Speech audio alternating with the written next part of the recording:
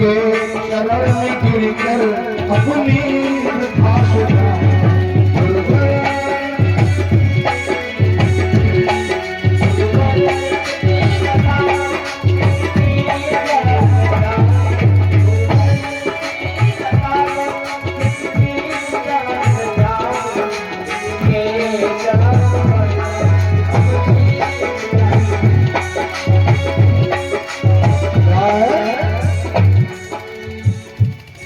जीवन के देवता का करते रहे निरादर। कहते हैं संसार में सबसे बड़ा देवता एक ही है, तो क्या वो हमारा आपका जीवन। इससे बड़ा कोई देवता नहीं। जब तक जीवन है तब तक सभी देवी देवता दिखाई दे रहे हैं, और जीवन खत्म फिर कौन सा देवता है वो। सबसे बड़ा देवता हमारा जीवन है।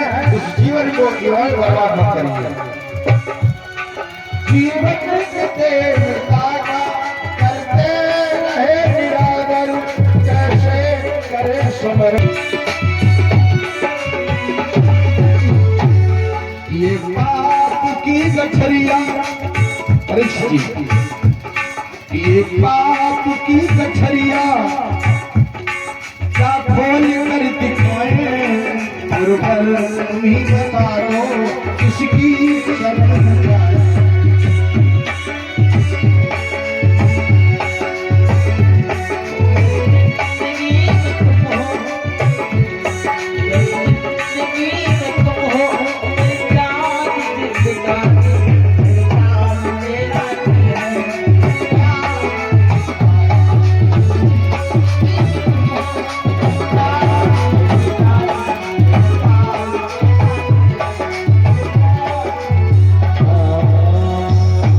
करतारों ने करतार दियो। अरे ये वही है जिन्होंने इस पृथ्वी को हजारों बार ब्राह्मणों को दान दे दी। ये वही है इस पृथ्वी को पाप मुक्त कराया है। आज वही हमसे 3 पग मांगने आए हो ना दे। नाव में घर में बाड़े दान, दोनों हाथ उलीचियो यही सयान होगा। कहते घर में लक्ष्मी बढ़े तो धर्म में लगाओ परीक्षित जी, धर्म में लगाओ, अधर्म में नहीं।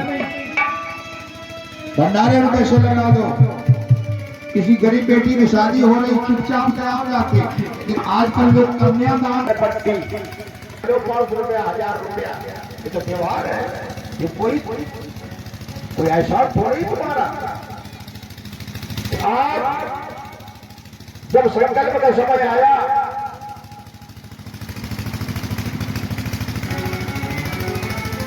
तो उसी समय शुक्राचार्य सागर की टोपी को घुसने अपने शिष्य को बचाने के लिए पावन भगवान बड़े प्रसन्न हुए। बड़े वाह गुरु जी अपने शिष्य को गलत रास्ते पर ले जा रहे हो। एक लकड़ियां उठाई, सिलाई और डाल दी टोपी। शुक्राचार्य के ऊपर फूट गया। एक आंख भड़बड़ा के नीचे गिरे, जल की धारा हुई, संकल्प हुआ। आखिर पावन भगवान ने शुक्राचार्य की और श्री राम जी ने इंद्र का पुत्र जयंत कौआ, उसकी एक आंख क्यों फोड़ी, दोनों क्यों नहीं फोड़ी। दोनों फोड़ देते नहीं, लेकिन राम कथा कहती है राम जी ने खुद कहा है कि मैंने मनुष्य को आंखें दो दी है, लेकिन दृष्टि दो नहीं होनी चाहिए, दृष्टि एक होनी चाहिए।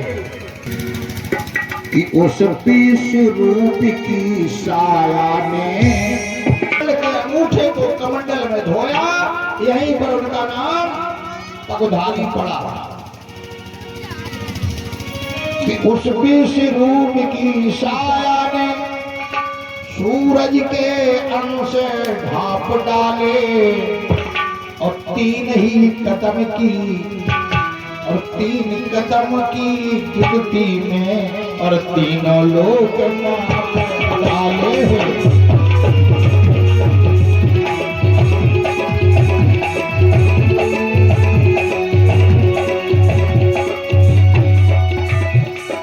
प्रभु खाता खत्म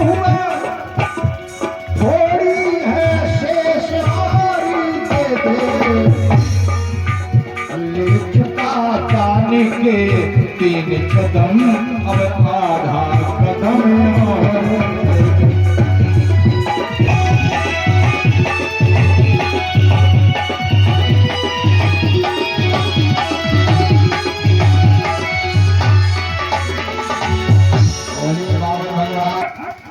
तूने अत कर दिया, बहुत बड़ा तू काम नहीं बनता है।